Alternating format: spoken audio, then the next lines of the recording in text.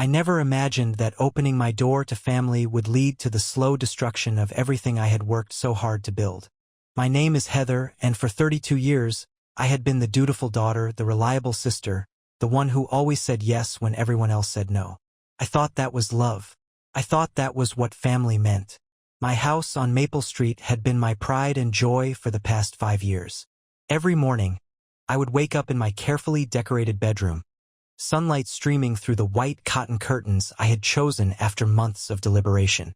The hardwood floors gleamed, the walls were painted in soothing earth tones, and every piece of furniture had been selected with intention.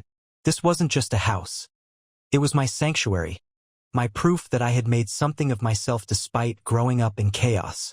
Working as a senior financial analyst at Morrison & Associates had taken years of night classes and weekend studying while my college friends were out having fun. I had finally reached a place where I could breathe, where my bank account had a comfortable cushion, and where I was being considered for a promotion to regional manager. Diana, my boss, had hinted that the position would likely be mine by the end of the year, complete with a 30% salary increase and my own team. Then my mother called on that rainy Tuesday in March. Dorothy's voice cracked through the phone with practiced vulnerability. "Heather, honey, I don't know what we're going to do."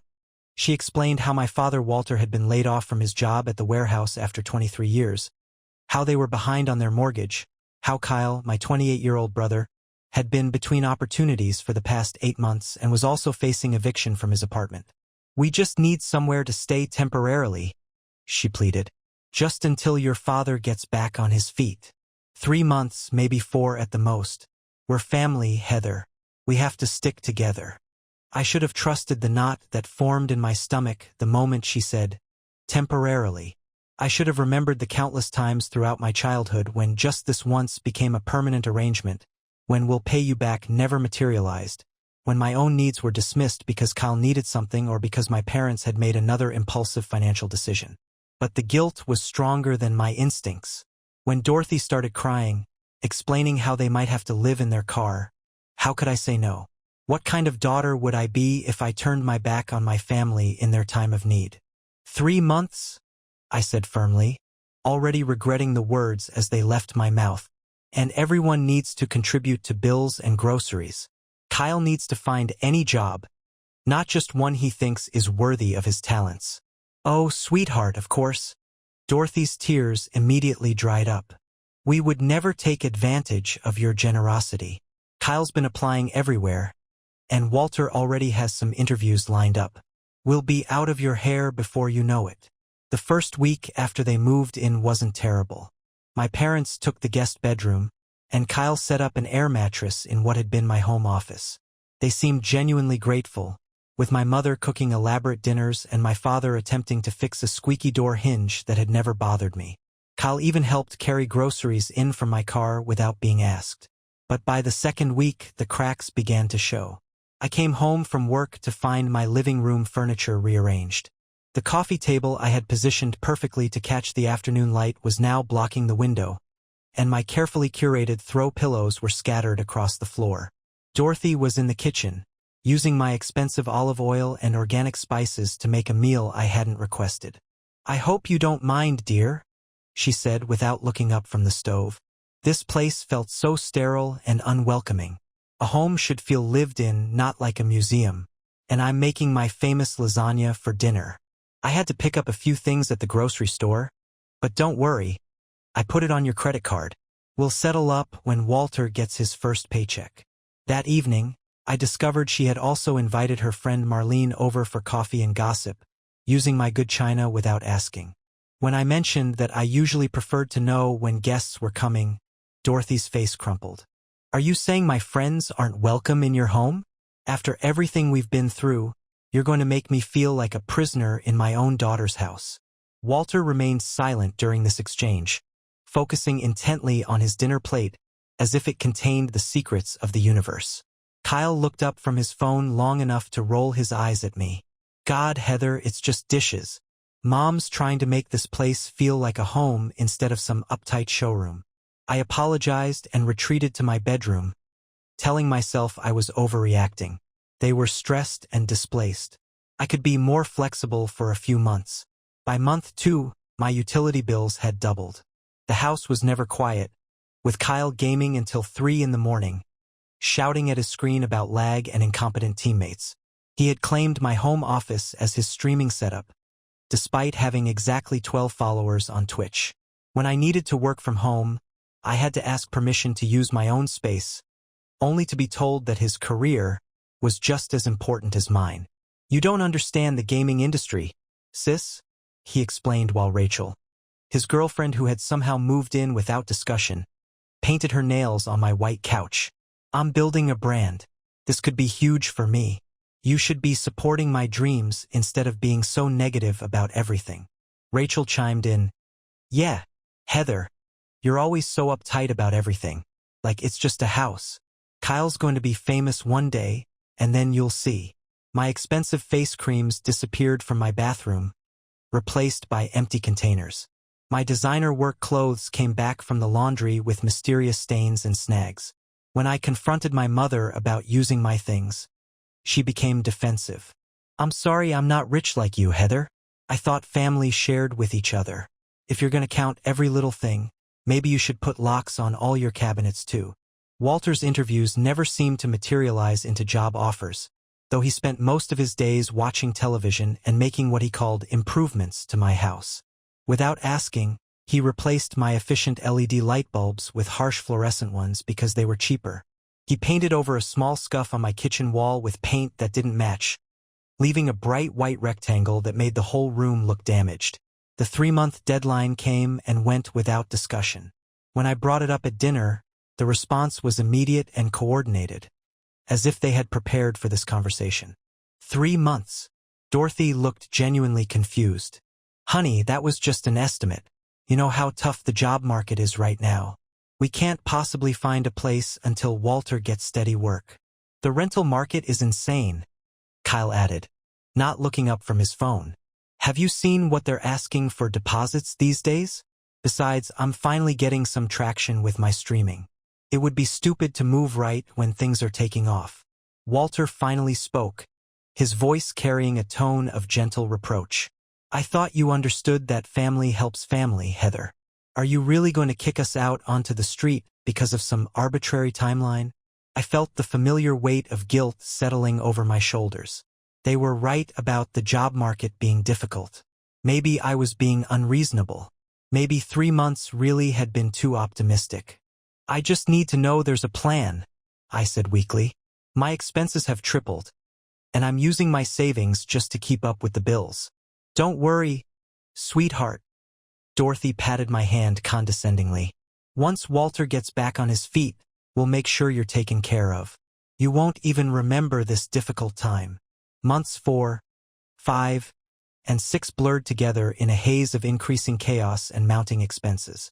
My credit card balances climbed toward their limits as Kyle upgraded the internet for better streaming quality, as Dorothy invited friends over for elaborate dinner parties that I was expected to fund and host, as Walter's improvements required expensive repairs by actual professionals. My work performance began to suffer as my stress levels skyrocketed. I found myself snapping at colleagues, missing deadlines, and struggling to concentrate during important presentations. Kyle seemed to take particular pleasure in interrupting my video calls, barging into my office during client meetings with urgent questions about where I kept the good snacks or whether I could drive him somewhere because Rachel had his car. Diana called me into her office on a Tuesday in September. The promotion I had been working toward for 2 years was being given to someone else.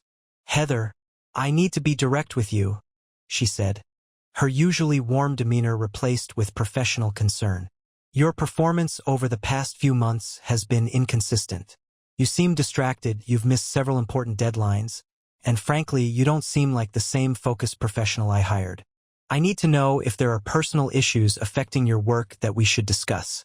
I wanted to explain, to tell her about the invasion of my home and the destruction of my peace of mind, but how could I admit that I had allowed my family to derail my career? Instead, I mumbled something about temporary stress and promised to do better. That night, I sat in my car in the driveway for 20 minutes before going inside, dreading what I would find.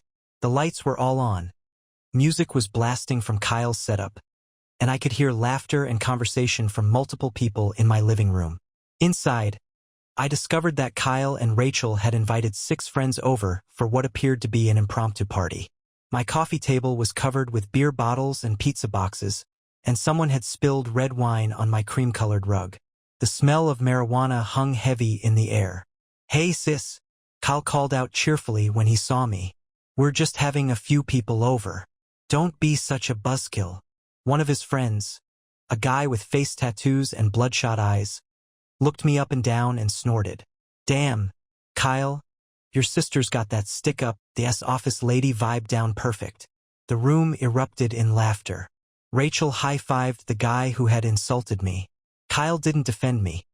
Instead, he joined in the laughter and offered his friend another beer from my refrigerator. I retreated to my bedroom and called in sick the next day, spending the morning cleaning wine stains and cigarette burns while my unwanted houseguests slept off their hangovers in my living room. The financial situation became critical by November. I had burned through my emergency fund, borrowed against my 401k, and was considering taking out a personal loan just to make my mortgage payment. When I tried to discuss the household expenses with my family, the conversation quickly turned ugly. "Look at this place," Dorothy said, gesturing around my kitchen. "You live like a queen while the rest of us struggle. The least you can do is help your family during a difficult time. I raised you better than this selfishness." "Seriously, Heather," Kyle added. "You make more in a month than most people make in 6 months. Stop being so cheap and help your family out." "I am helping," I protested. "I've spent over $27,000 since you moved in. I'm behind on my own bills because of the expenses here." Walter looked up from his newspaper with irritation. "Nobody asked you to keep receipts, Heather. Family doesn't keep score like that. Besides," Dorothy continued, "think about everything we sacrificed for you growing up. All those piano lessons, all those school supplies, letting you live here rent-free through high school. Parents don't send their children bills for raising them." The absurdity of the comparison left me speechless. I had lived in my childhood home as a minor because that was their legal obligation as parents. I was 32 years old, and they were destroying my adult life while claiming I owed them for their basic parenting duties. December brought the incident that changed everything.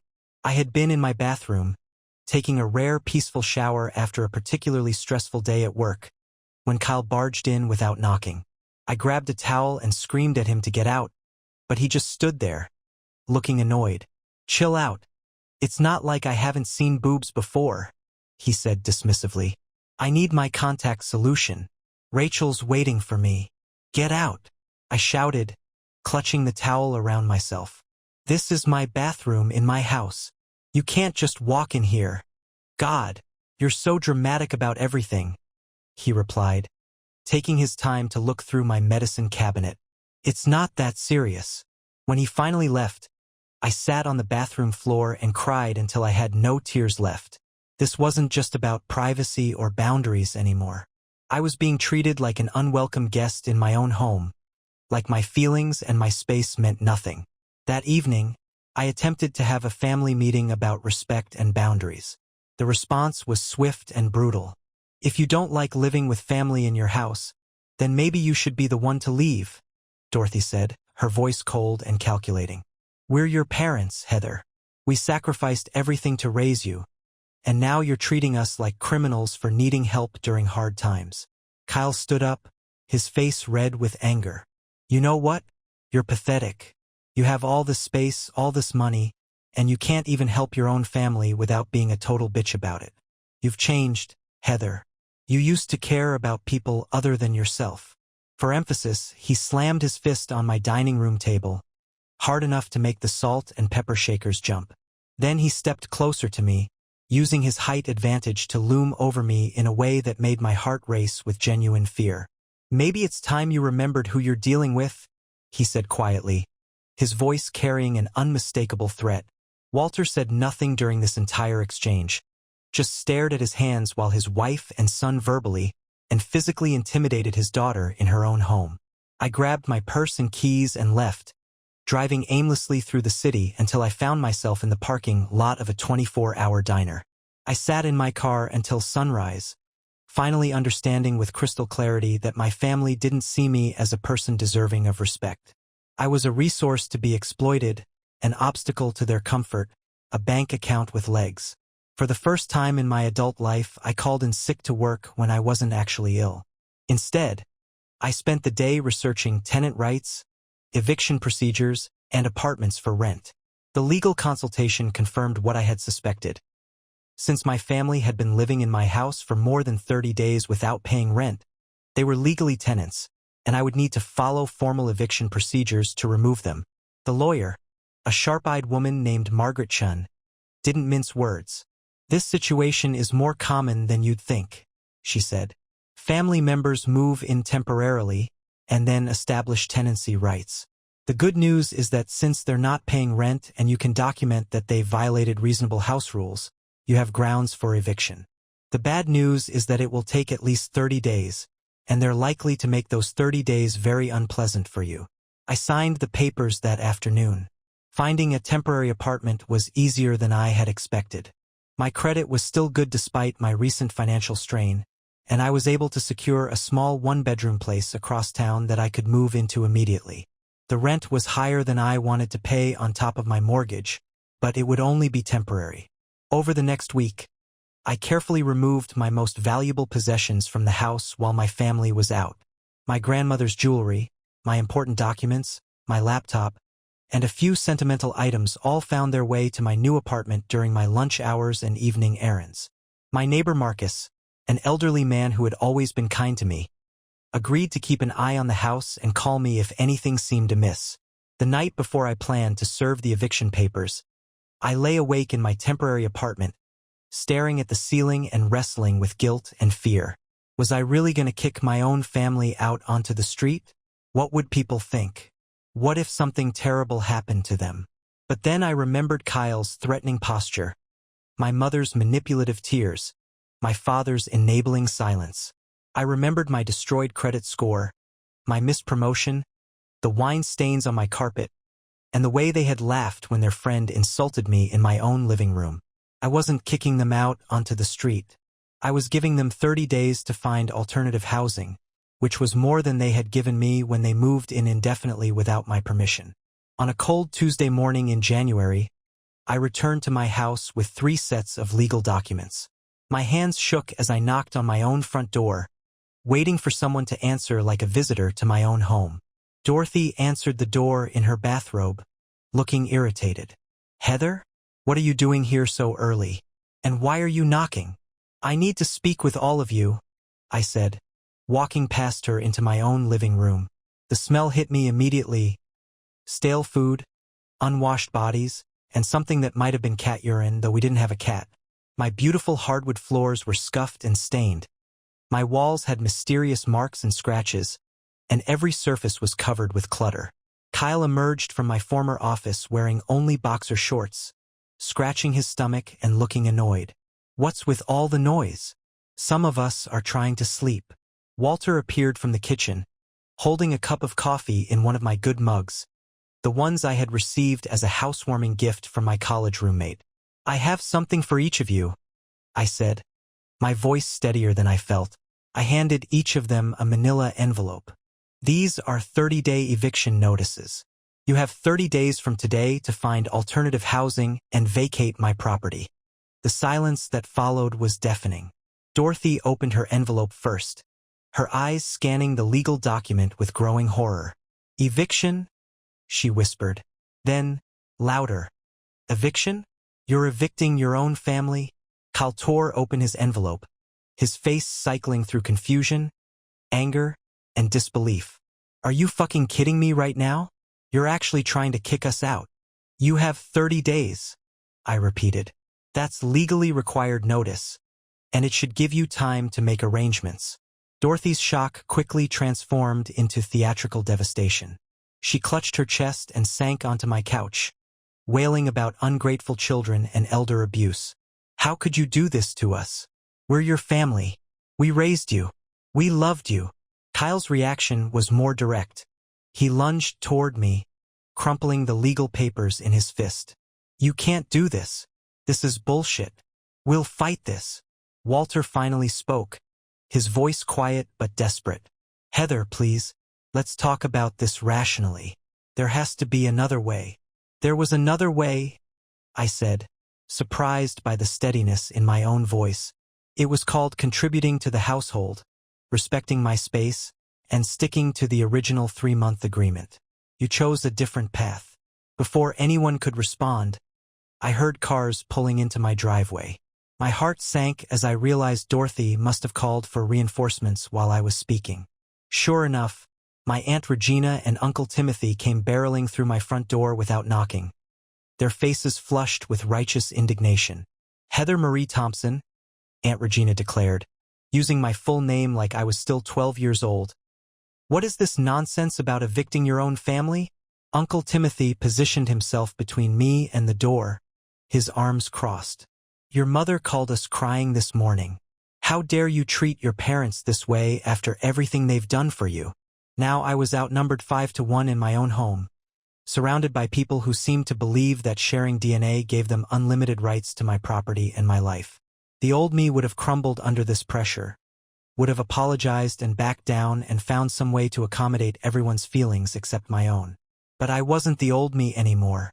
"What they've done for me," I said clearly, "is take advantage of my generosity, disrespect my home, threaten me physically, and cost me over $27,000 and a promotion at work. The eviction notice stands." "You're making a huge mistake," Kyle snarled. "We're not going anywhere. You can't make us leave." "Actually, I can," I replied. "I've consulted with a lawyer, and everything is legal and properly documented. If you're not out in 30 days, the sheriff will remove you." The next 30 days were a special kind of hell. My family seemed determined to make me pay for my betrayal by destroying everything they could before their forced departure. I received daily reports from Marcus about strangers coming and going from the house at all hours, loud music playing until dawn, and suspicious activity that might have been drug-related. When I drove by to check on the property, I could see the damage from the street. Windows were left open during rainstorms, the front yard was littered with garbage, and someone had spray-painted "bitch" on my garage door. The extended family harassment campaign was relentless. I received calls and texts at all hours from relatives I hadn't spoken to in years, all of them eager to share their opinions about my heartless treatment of my poor, displaced family. My cousin Jennifer left a voicemail calling me a selfish cow who forgot where she came from. My Uncle Bob sent a text message saying I was going to hell for abandoning family. The most painful part was realizing how many of these relatives had never bothered to maintain a relationship with me until they needed me to be the villain in their story. None of them offered to take in my homeless family themselves, but they were all eager to judge me for refusing to continue enabling their destructive behavior. On the 29th day, I received a call from Marcus. "Heather, honey, I think they're finally moving out. There's been a truck here all morning, and it looks like they're loading up their things." I waited until evening to return to my house, giving them time to complete their departure. What I found when I walked through my front door was devastating but not surprising.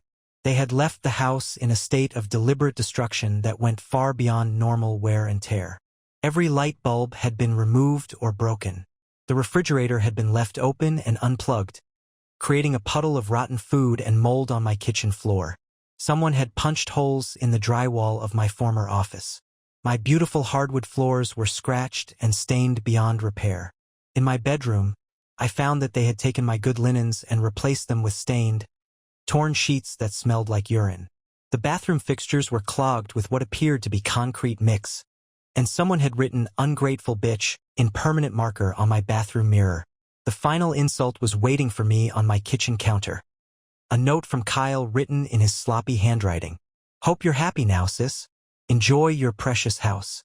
Maybe now you'll learn what it's like to be alone forever. Good riddance to a selfish, heartless bitch.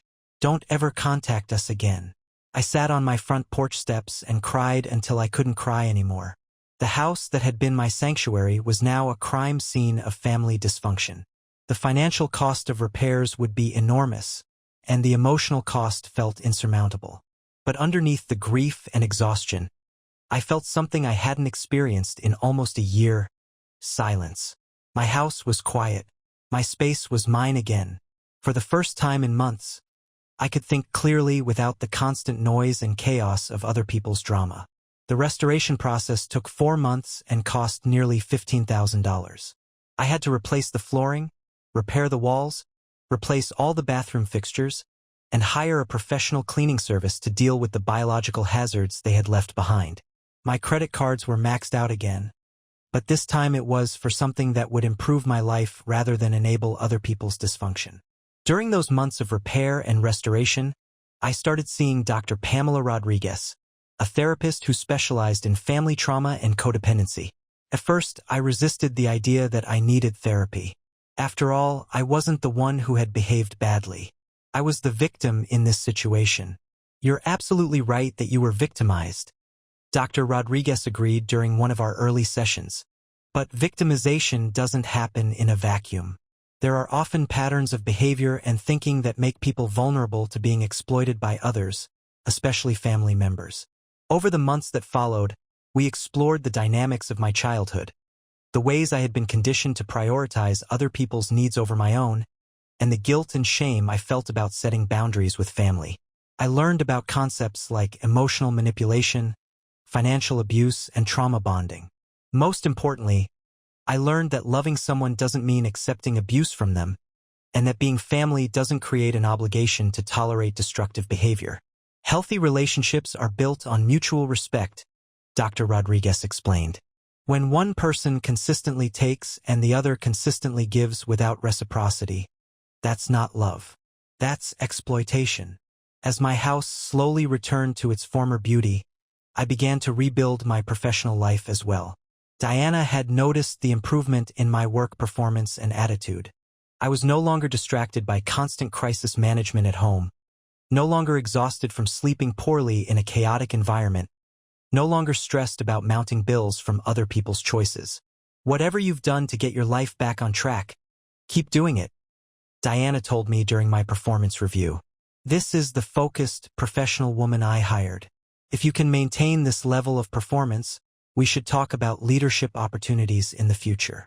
The silence from my family was initially welcome, but as months passed, it began to feel complicated. I missed my father, despite his failure to stand up for me. I even missed some aspects of my relationship with my mother, though I was beginning to understand that much of what I had interpreted as love was actually manipulation and control. I didn't miss at all. His threats and disrespect had shown me a side of him that couldn't be unseen or forgiven. The first contact came from my father in June, almost 6 months after they had left. He called while I was gardening in my backyard, working on a small herb garden that I had always wanted but never had time for when my house was full of other people's chaos. Heather. His voice was quiet and tired. I know you probably don't want to hear from me, but I needed to call and apologize. I sat down on my porch steps, unsure of how to respond. Okay. What we did to you was wrong, he continued. I should have stopped it. I should have stood up to your mother and your brother when they were treating you so badly. I was a coward, and I let them destroy your life because it was easier than dealing with their anger myself. His honesty was unexpected and painful. Why didn't you stop them, Dad? Because I'm weak, he said simply. I've spent 35 years avoiding conflict with your mother by letting her have her way about everything. And Kyle, I don't know what happened to that boy. Somewhere along the way, he decided the world owed him everything, and he didn't owe anyone anything in return. We talked for over an hour. He told me about their struggles in the tiny apartment they had found, about Dorothy's ongoing refusal to acknowledge any wrongdoing, about Kyle's continued unemployment and growing anger at the world. He didn't ask to see me or to reconcile. He just wanted me to know that he understood what they had done wrong. I don't expect you to forgive us, he said before hanging up, but I want you to know that I'm proud of you for standing up for yourself. It took more courage than I've ever had. Dorothy's attempt at contact came a month later, but it was very different from Walter's call. She left a voicemail that managed to be both apologetic and accusatory at the same time. Heather, it's your mother. I've been thinking about our situation, and I realized that maybe we could have handled things better when we were staying with you. I'm willing to forgive you for the eviction if you're ready to apologize for how you treated your family. We could start over and try to rebuild our relationship if you're mature enough to admit your mistakes. The audacity was breathtaking. Even in her attempt at reconciliation, she was demanding an apology from me while offering to forgive me for protecting myself from abuse. I deleted the voicemail and blocked her number. Kyle never contacted me directly, but I heard through mutual acquaintances that his life had taken a sharp downward turn. Rachel had left him when he couldn't maintain the lifestyle she expected. His streaming career never materialized beyond the 12 followers he had when he lived in my house. He had been evicted from 2 different apartments and was currently living in his car or on friends' couches. Part of me felt sorry for him, but a larger part of me recognized that these were the natural consequences of his choices. He had spent years believing that other people owed him success, comfort, and support without any effort or reciprocity on his part. The real world had finally caught up with that delusion. My social life began to improve as well. Without the constant stress and embarrassment of my family situation, I was able to nurture friendships that had suffered during those terrible months. Jessica, my closest friend from college, had been patiently waiting for me to be emotionally available again. "I tried to tell you," she said gently during one of our coffee dates, "but you weren't ready to hear it at the time. Your family was destroying you, and everyone could see it except you." I also began dating again. Ethan, a fellow financial professional I met at a networking event, was everything my family relationships weren't. Respectful, reciprocal, and built on mutual support rather than exploitation. When I told him about my family situation, he was supportive without trying to fix anything or push me toward reconciliation. "Family dysfunction is incredibly common," he said. "The people who judge you for protecting yourself from abuse probably have their own unhealthy family dynamics they're not ready to examine." A year after the eviction, I received an unexpected call from Kyle. He was crying, which I had never heard him do as an adult. "Heather, I'm sorry," he said, his voice breaking. "I fucked up everything. I lost Rachel. I lost my apartment. I can't find work. And I finally understand why you did what you did. We were destroying your life, and I was too stupid and selfish to see it." I listened without saying much, unsure of how to respond to this sudden reversal. "I don't expect you to forgive me or help me," he continued. "I just wanted you to know that I get it now. I understand why you had to kick us out. We were toxic, and I was the worst of all of us." It was the first genuine apology I had ever received from Kyle, and it meant something, even though it came too late to repair our relationship. I told him I appreciated his honesty, but I also made it clear that understanding why something happened doesn't automatically erase the consequences. "I hope you figure things out," I said, and I meant it, "but I can't be part of your life anymore. What happened between us broke something that can't be fixed." He accepted this with more grace than I expected. "I know. I just wanted you to know that you were right, and I was wrong, and I'm sorry." That conversation gave me closure I hadn't realized I needed. Kyle's acknowledgement that I had been right to protect myself validated a decision I sometimes still questioned in my weaker moments. Today, 2 years after that terrible night when I served eviction papers to my own family, my life is unrecognizable from the chaos I used to accept as normal. My house is beautiful again, filled with peace and the people I choose to invite into my space. My career has recovered and thrived. I received the promotion I had lost during the family crisis, and I'm now being considered for a director-level position. My relationship with my father has slowly rebuilt itself into something healthier than it ever was before. We meet for lunch once a month, and our conversations are honest in a way they never were when he was trying to keep peace with Dorothy and Kyle. He's gotten his own apartment, separate from my mother, and seems happier than I've seen him in decades. Dorothy and I have no relationship, and I've made peace with that reality. She has never taken responsibility for her part in nearly destroying my life, and I've accepted that she probably never will. I maintain minimal contact for my father's sake, limited to birthday cards and holiday greetings. Kyle and I are permanently estranged, and I'm comfortable with that decision. His apology was meaningful, but some damage can't be undone. The person who threatened me in my own home, who participated in destroying my property out of spite, who laughed when his friends insulted me, is not someone I can trust or feel safe around. The most important thing I've learned is that family is not defined by blood alone. Jessica, Ethan, my neighbor Marcus, Dr. Rodriguez, even some of my colleagues have shown me more genuine love and support than my biological family ever did. These people celebrate my successes, respect my boundaries, and contribute positively to my life rather than draining it. I've also learned that protecting yourself from abuse is not selfish, even when the abusers are family members. Setting boundaries is not cruel, even when other people respond to those boundaries with anger and manipulation. Choosing your own well-being over other people's comfort is not only acceptable, it's necessary for a healthy life.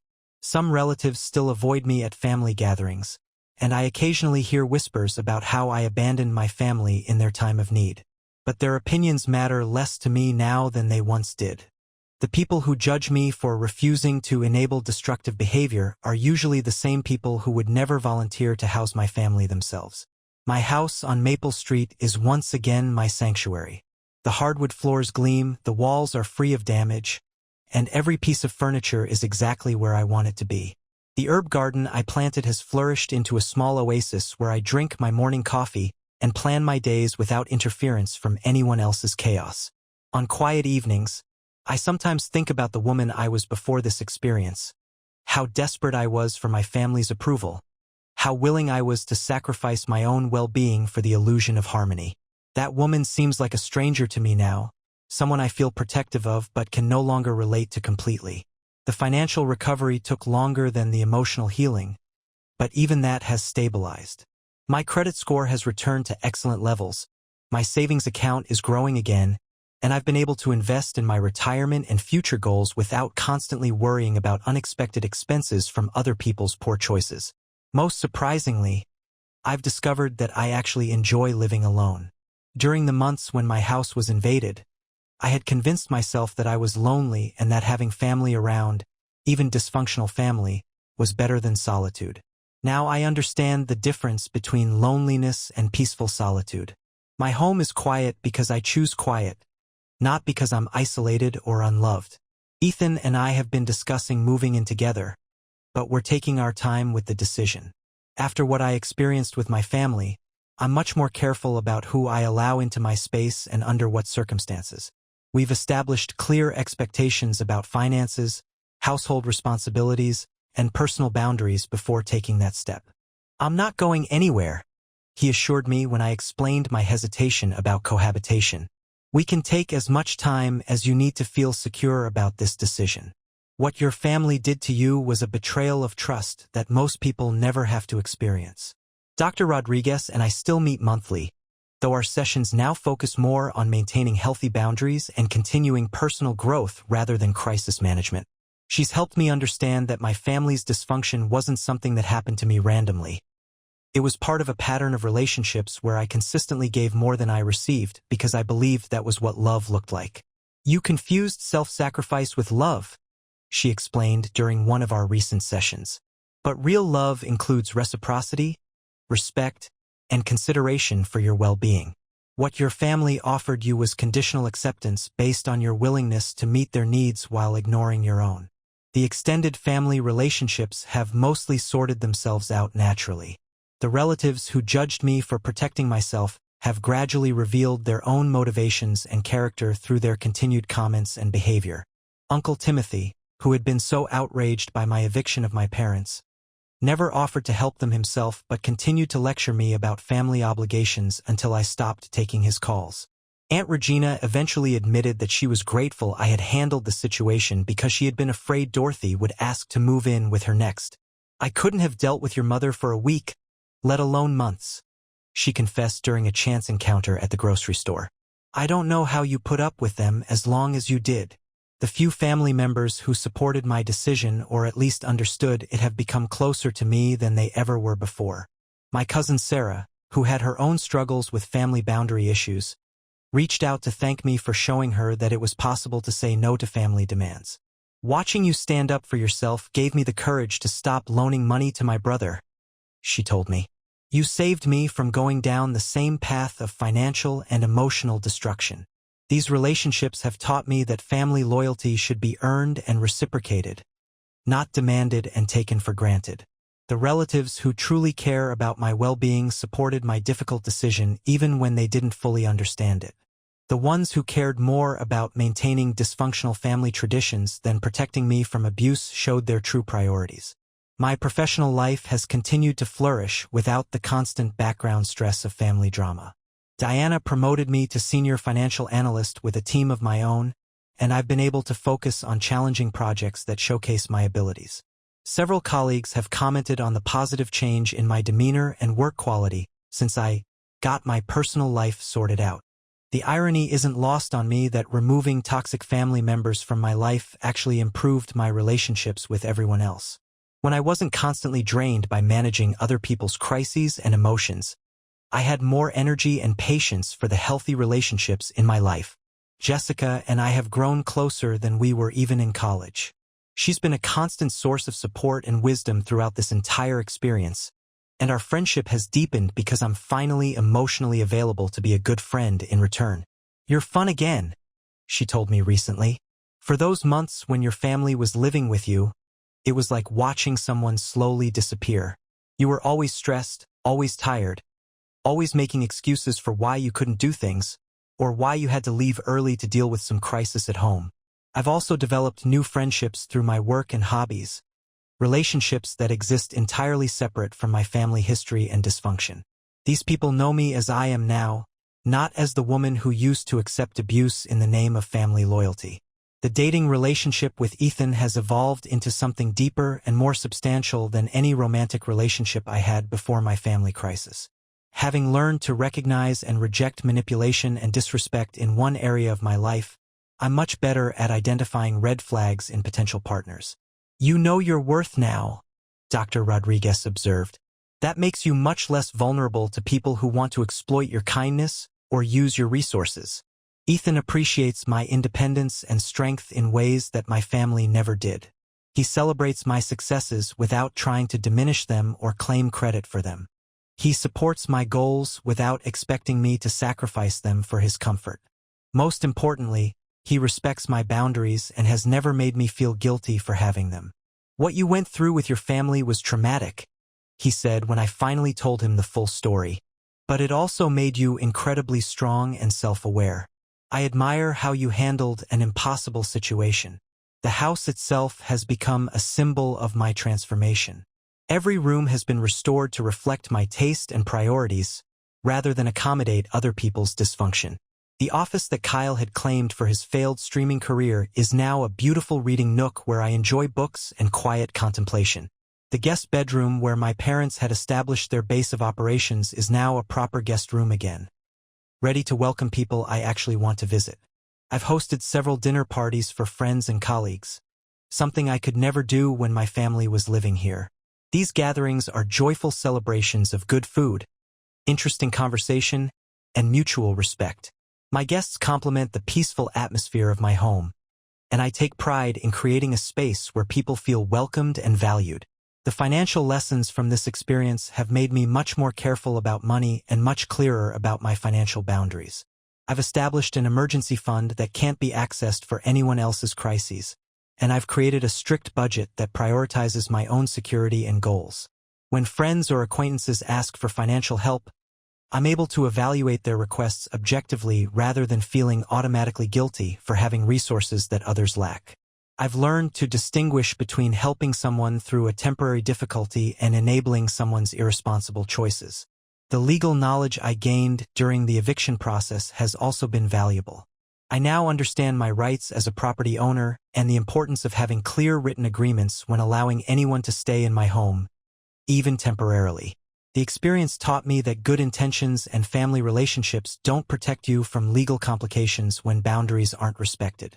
Dr. Rodriguez has helped me understand that my family's treatment of me was a form of financial and emotional abuse that many people don't recognize because it happens gradually and involves people who claim to love the victim. The guilt and shame I felt about protecting myself were actually symptoms of the psychological manipulation I had endured. Abusers often convince their victims that setting boundaries is selfish or cruel, she explained. They make the victim feel responsible for the abuser's well-being and guilty for prioritizing their own needs. Your family's reaction to your eviction notice was a textbook example of this manipulation. Understanding the psychological dynamics of what happened has helped me forgive myself for allowing the situation to continue as long as it did. I wasn't weak or stupid for trying to help my family.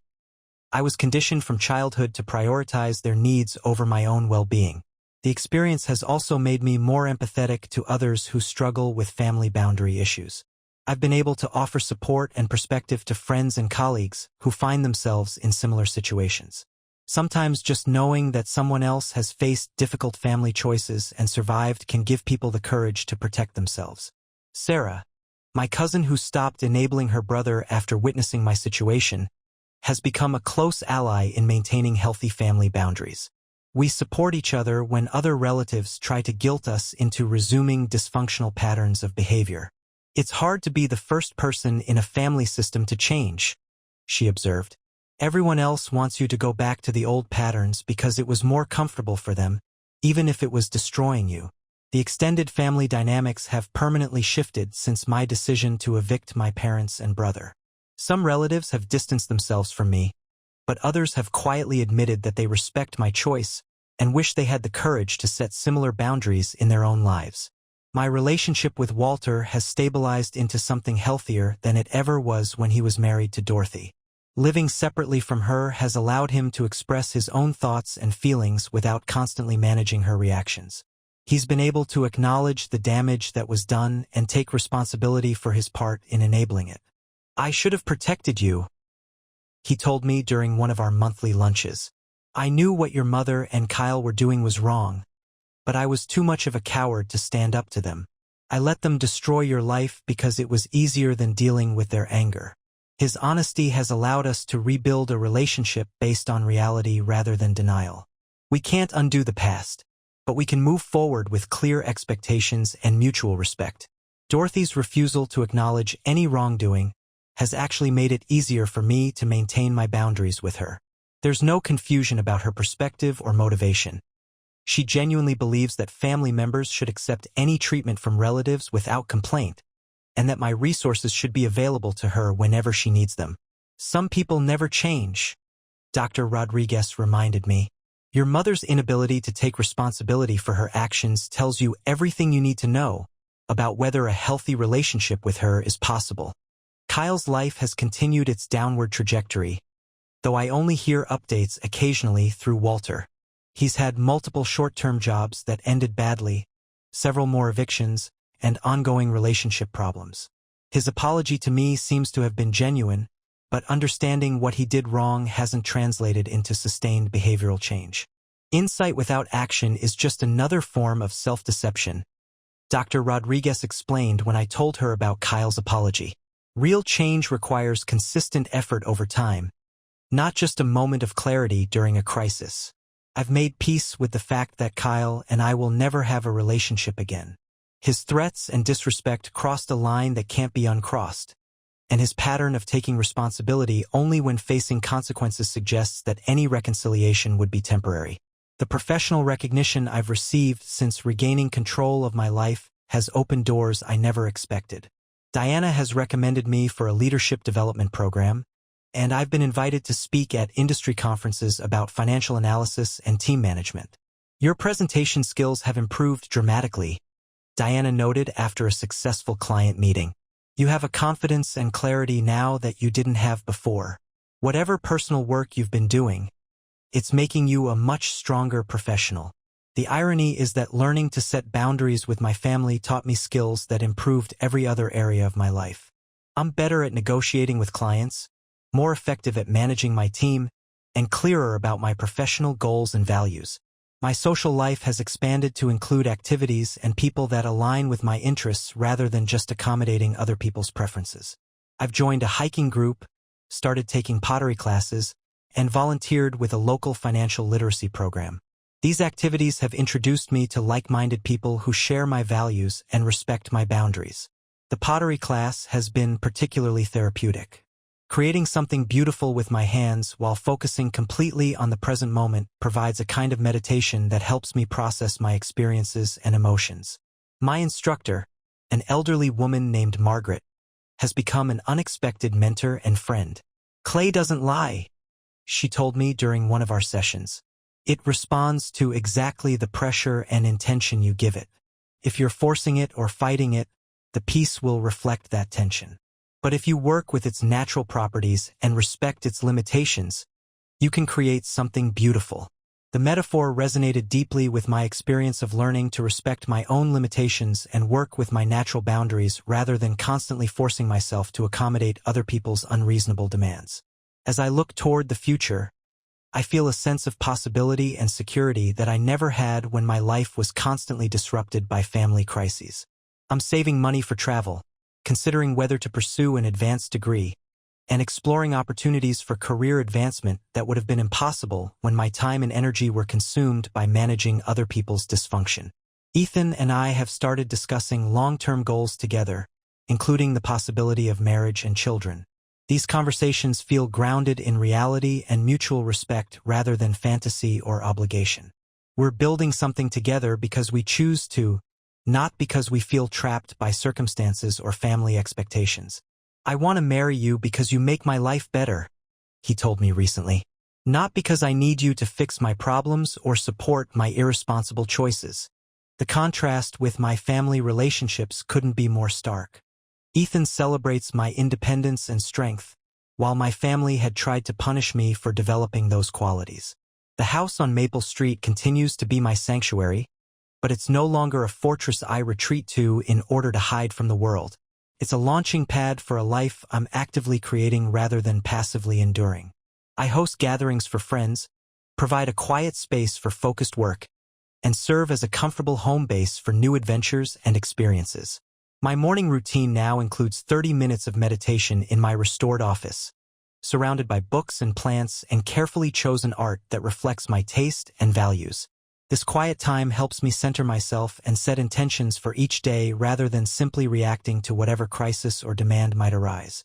The herb garden has expanded into a small but productive vegetable garden that provides fresh ingredients for the cooking I've begun to enjoy again. During the months when my family lived here, meal planning had become a source of stress and conflict. Now it's a creative outlet and a way to nurture myself and the people I care about. I've also started keeping a journal, documenting my thoughts and experiences as I continue to grow and change. Writing about my journey has helped me process the trauma and recognize the progress I've made. Some entries are still painful to write, but others are filled with gratitude and hope. 2 years ago, I thought family meant accepting whatever treatment relatives chose to give you, I wrote in a recent entry. Now I understand that real family, whether biological or chosen, is built on mutual respect, reciprocity, and genuine care for each other's well-being. The extended family relationships that survived my boundary setting have become stronger and more authentic. The relatives who initially criticized my decision but later came to understand it have developed more respect for me than they ever had before. The ones who couldn't accept my choices have revealed their own character and priorities through their continued judgment. My cousin Jennifer, who had called me a selfish cow during the initial family crisis, eventually apologized and asked for advice about her own difficult family situation. I didn't understand what you were dealing with until my own mother tried to move in with us, she admitted. Now I realize how strong you had to be to protect yourself. These relationships have taught me that authentic connections can survive difficult conversations and boundary setting, while superficial relationships based on obligation and guilt cannot withstand the pressure of honesty and self-respect. The financial freedom I've regained has allowed me to be genuinely generous with people and causes I care about, rather than being constantly drained by relatives who viewed my resources as their entitlement. I've been able to contribute to charities, help friends through temporary difficulties, and invest in experiences and opportunities that enrich my life. This distinction between chosen generosity and forced exploitation has been crucial to my healing. I can now help others from a place of strength and abundance rather than guilt and obligation, which makes the help more meaningful and sustainable for everyone involved. Dr. Rodriguez and I have discussed the possibility of reducing our sessions to quarterly check-ins, a sign of how much stability and self-awareness I've developed. You've internalized the tools you need to maintain healthy boundaries and relationships, she told me. You know how to recognize red flags, trust your instincts, and prioritize your well-being without guilt. The confidence and clarity I've gained have rippled out into every area of my life. I'm more assertive in professional situations, more selective about social commitments, and more intentional about how I spend my time and energy. The woman who used to say yes to everything because she was afraid of disappointing people has been replaced by someone who considers her own needs and limits before making commitments. This transformation hasn't made me selfish or uncaring. It's made me more genuinely helpful and present for the people who matter to me. When I'm not constantly exhausted from managing other people's crises, I have more to offer the relationships and activities that truly deserve my attention. Looking back on the darkest moments of this experience, I can now see them as the beginning of my real life rather than just a painful interruption of my previous existence.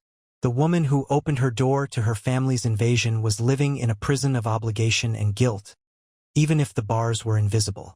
The woman I am today is free to choose her relationships, her commitments, and her priorities based on her own values and well-being rather than other people's expectations and manipulations.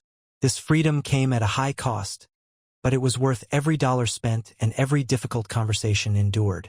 My home on Maple Street is more than just a house now. It's a testament to the possibility of reclaiming your life from people who would destroy it in the name of love. Every restored room, every peaceful morning, every boundary maintained is a victory against the forces that would reduce me to a resource for other people's consumption. As I write this final reflection, I'm sitting in my beautiful kitchen, drinking coffee from my favorite mug while planning a weekend getaway with Ethan. The morning light streams through clean windows onto floors that gleam with care and attention. The silence is not empty but full of possibility. This is what freedom looks like. The ability to make choices based on love for yourself rather than fear of other people's displeasure.